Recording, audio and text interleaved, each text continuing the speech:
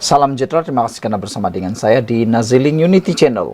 Saudara-saudara sekalian, ini satu jawaban daripada Anwar Ibrahim yang kita tunggu-tunggu. Akhirnya Perdana Menteri ke-10 Anwar Ibrahim bersuara isu dakwaan kes hasutan Muhyiddin Yassin di bawah akta hasutan di Mahkamah Session Gua Musang baru-baru ini. Akhirnya Anwar Ibrahim bersuara. Kita sangka dia akan berdiam diri, rupa-rupanya dia akhirnya menjawab seperti yang kita tunggu-tunggu. Kata Anwar Ibrahim, terlanjur cakap kamu hadap. Itu kata Anwar Ibrahim memberitahu Muhyiddin. Bak kata pepatah Melayu, berani kerana benar, takut kerana salah. Terlanjur perahu boleh ditarik, terlanjur kata tak buruk padahnya. Itu perlu dihadap oleh Muhyiddin. Perdana Menteri berkata, beliau tidak campur tangan siasatan ke atas Muhyiddin Yassin.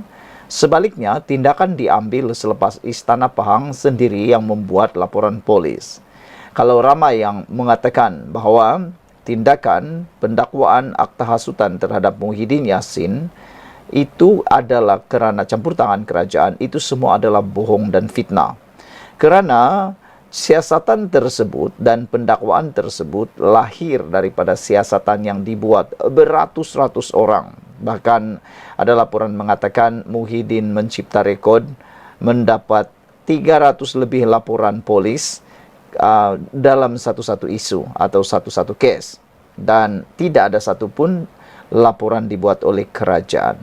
Yang paling teruk sekali ialah Muhyiddin telah pun dilaporkan sendiri oleh Istana Pahang. Betapa seriusnya kes Muhyiddin sehingga menimbulkan murka Istana Pahang. Anwar Ibrahim mengingatkan semua pihak termasuk pembangkang tidak mempersoalkan siasatan terhadap pengerusi Perikatan Nasional PN Muhyiddin Yassin di bawah akta hasutan. Perdana Menteri berkata pihak yang terlanjur dalam ucapan termasuk Muhyiddin perlu menanggungnya dan tidak menjadikan ia isu untuk kepentingan politik. Kata Anwar Ibrahim, kamu melanggar peraturan dan kamu telah terlanjur, maka kamu kena hadapinya. Katanya ketika ditemui media selepas menghadiri majlis perasmian dan pecah tanah residensi Suria Madani di Taman Desa. Beliau mengulas kenyataan Ketua Pembangkang Hamzah Zainuddin yang menuduhnya dan pemimpin Pakatan Harapan dalam kerajaan hipokrit kerana menggunakan akta hasutan terhadap Presiden Bersatu itu. Semalam Hamzah berkata, Anwar dan PH berulang kali secara zalim menggunakan akta hasutan selepas berkuasa untuk menekan dan menindas lawan politik. Manakala bekas Ketua Setiausaha Sulit Muhyiddin Marzuki Muhammad berkata, terdapat dasar moratorium menggantung akta hasutan ketika bekas Perdana Menteri menjadi Menteri Dalam Negeri. Beliau turut membidas kerajaan perpaduan yang didakwanya menggunakan akta itu walaupun sebelum ini mereka menganggap ia sebagai zalim. Sementara itu Anwar berkata beliau tidak campur tangan siasatan ke atas Muhyiddin. Sebaliknya, tindakan diambil selepas Istana Pahang membuat laporan polis. Laporan dibuat oleh Istana Pahang. Jadi, tak usah dia main pusing sini sana. Tak usah dia pusing, dia tahu. Cuma dia nak main politik. Isu ini diangkat Istana Pahang, kata Anwar Ibrahim. Jadi, saudara, sebelum kita berpisah, apa pula komen dan pendapat anda? Adakah anda juga setuju dengan apa yang dikata oleh Anwar Ibrahim? Terlanjur cakap, kamu hadap. Bak kata pepatah Melayu, terlanjur perahu boleh ditarik, terlanjur kata buruk padahnya. Itulah yang diberitahu oleh Anwar Ibrahim terhadap Muhyiddin. Kata Perdana Menteri Malaysia yang ke-10, beliau berkata, beliau tidak campur tangan siasatan ke atas Muhyiddin Yassin. Sebaliknya, tindakan diambil selepas Istana Pahang membuat laporan polis bersama dengan lebih 300 laporan polis terhadap Muhyiddin Yassin dalam satu-satu kes. Bayangkan begitu banyaknya laporan polis yang telah dibuat. Anwar Ibrahim juga berkata pihak yang terlanjur dalam ucapan termasuk Muhyiddin Yassin perlu menanggungnya dan tidak menjadikan ia isu untuk kepentingan politik. Sekian dulu untuk kali ini. Jangan lupa tinggalkan komen Anda. Salam sejahtera. Terima kasih karena bersama dengan saya di Nazilin Unity Channel. UMNO dan Pakatan Harapan Barisan Nasional akan bercerai dalam PRK Mahkota. Persoalan besar itu kini mula timbul apabila banyak kata-kata yang kononnya UMNO mula menjadi dominan, UMNO kini menjadi kuat, dan UMNO macam seakan-akan mula tunjuk taring.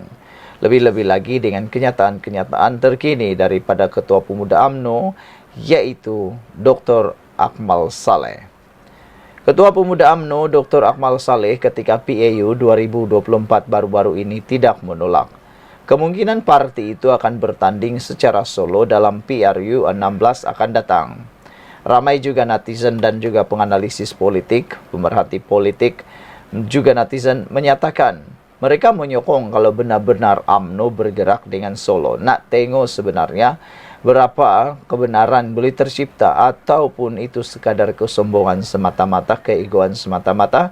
Nak tengok sejauh mana UMNO telah bangkit, sejauh mana UMNO boleh menang kerusi kalau mereka bergerak solo dan bertanding pula dengan Pakatan Harapan. Katanya UMNO masih belum membuat sebarang keputusan untuk bekerjasama dengan siapapun pada PRU 16 nanti. Ramai netizen kata Akmal Saleh ini seakan-akan macam jadi ejen Perikatan Nasional pula, kata mereka. Kerana banyak kali dasar yang dikemukakan oleh Perikatan Nasional pula yang disokong oleh Akmal Saleh. Tetapi banyak dasar yang dibuat oleh kerajaan, khususnya oleh Anwar Ibrahim, banyak kali juga ditentang oleh Akmal Saleh. Padahal dia lupa dia adalah sebahagian daripada kerajaan perpaduan. Kata Akmal Saleh, mungkin hari ini kita bersama orang itu, tapi minggu depan kita mungkin akan berubah, kata Akmal Saleh lagi. Apa yang dimaksudkan oleh Akmal Saleh ini? Adakah beliau maksudkan mereka akan bekerjasama bersama lagi sekali lagi dengan Perikatan Nasional Bersatu dan PAS? Kalau itu berlaku lagi, semoga maju jaya. Jadi sudah tentu opsi itu terbuka, kata Akmal Saleh. Mungkin juga kita boleh bersama mana-mana parti selagi mana dia menguntungkan bangsa, agama dan negara, katanya. Meskipun begitu, dua pemimpin utama UMNO semacam menolak pendirian sebagaimana dinyatakan Dr. Akmal Saleh itu. Presiden UMNO Ahmad Zahid Hamidi berkata, perkara itu perlu difikirkan dengan teliti kerana mengharapkan undi daripada ahli UMNO semata-mata tidak mencukupi untuk memperoleh kemenangan.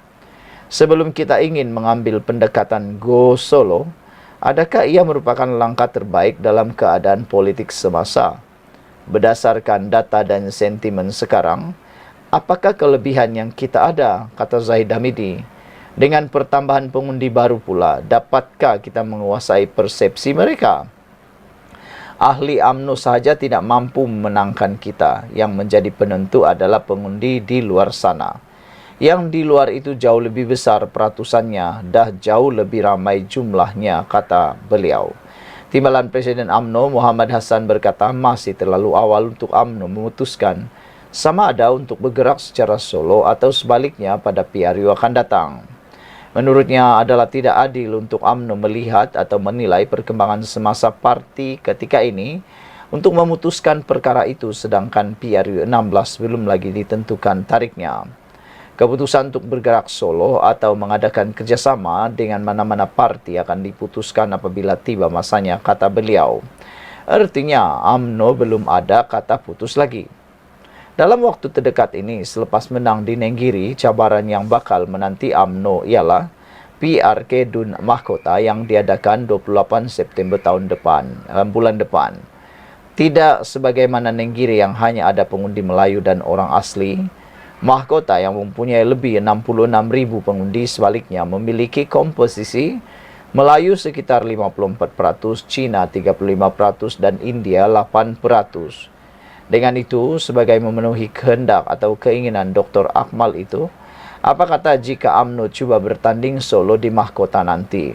Mana tahu jika UMNO boleh menang di mahkota tanpa bantuan DAP.